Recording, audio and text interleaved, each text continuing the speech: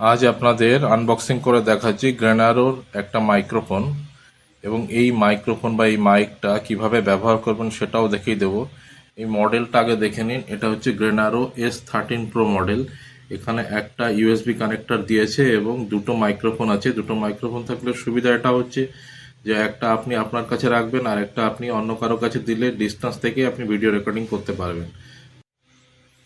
এবার আমি মাইকটাকে খুলে দেখাচ্ছি। একটা হাতে মোবাইল ধরে রেখেছি তো, আর একটা হাতে খুলছি। এই দেখুন, এই খুললাম। এবার দেখুন আমি কানেক্ট করে দেখাচ্ছি কীভাবে কানেক্ট করতে হয়। যে কোনো একটা মাইক্রোফোন নিয়ে নিলাম। এবার এখানটায় দেখুন, এইখানটায় একটা পুশ বাটন আছে, এইখানটায় আপনি পুশ করবেন। একটু চেপে ধরলেই আলোটা ব্লিঙ্ক করে এই জ্বলছে, কিন্তু এখনও কানেক্ট হয়নি। যখন কানেক্ট হবে এই ব্লিঙ্ক করাটা বন্ধ হয়ে যাবে।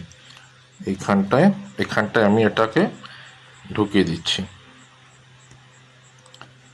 এই দেখুন, এখানে আলোটা জ্বলছে।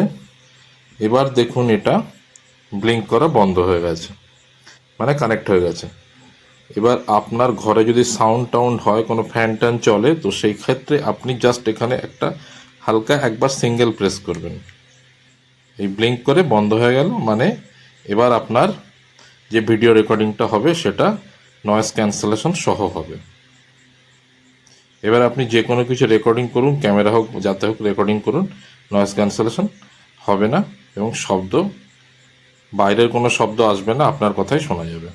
তো এইভাবে আপনারা গ্রেনারও ইউজ করতে পারেন। এর সঙ্গে আরেকটি জিনিস বলার, সেখানে হচ্ছে এখানে দেখুন এই তিনটে দিয়েছে। এগুলো ওই অ্যাপেল কানেক্টার, অ্যাপেলের ফোন যদি হয় তাহলে সেখানে কানেক্ট করার জন্য এগুলো দিয়েছে। এই বাক্সটার মধ্যে, এই বাক্সটার মধ্যে ইউএসবি আছে। এটা চার্জিং ইউএসবি, চার্জ করার জন্য এটা দিয়েছে।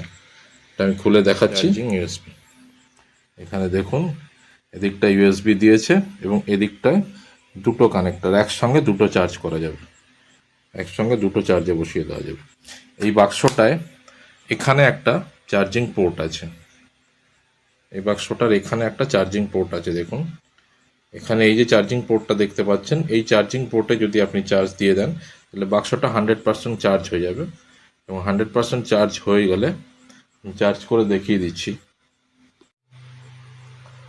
এই দেখুন চার্জে বসিয়ে দিয়েছি। এখানে দেখুন ভেতরে আমি রেখে দিয়েছি মাইক্রোফোনগুলো। এবার এখানে দেখুন চার্জ হচ্ছে 60%, এরপরে 61, এরপরে 62, এইভাবে বাড়তে থাকবে।